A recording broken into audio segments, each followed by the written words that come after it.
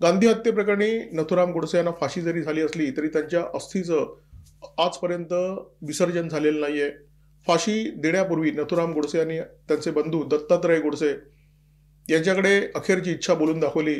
जोपर्यंत सिंधू अखंड हिंदुस्थानामध्ये प्रवाहित होत नाही तोपर्यंत माझ्या अस्थीचं विसर्जन करू नका. मग कितीही वर्ष लागली तरी चालतील, कितीही पिढ्या गेल्या तरी चालतील. गोडसे यांच्या अस्थी आजही पडून आहेत, परंतु या अस्थींचं लवकरच विसर्जन होईल असे संकेत मिळालेले आहेत आणि हे संकेत दिलेले आहेत मोदी सरकारने. नरेंद्र मोदी यांनी त्यांच्या सामाजिक राजकीय जीवनाची सुरुवात गुजरातमधून केली आणि त्यामुळे स्वाभाविकपणे त्यांच्यावर महात्मा गांधी यांचा खूप मोठा प्रभाव आहे. देशाच्या पंतप्रधानपदी विराजमान झाल्यानंतर सुद्धा हा प्रभाव अत्यंत ठळकपणे दिसला.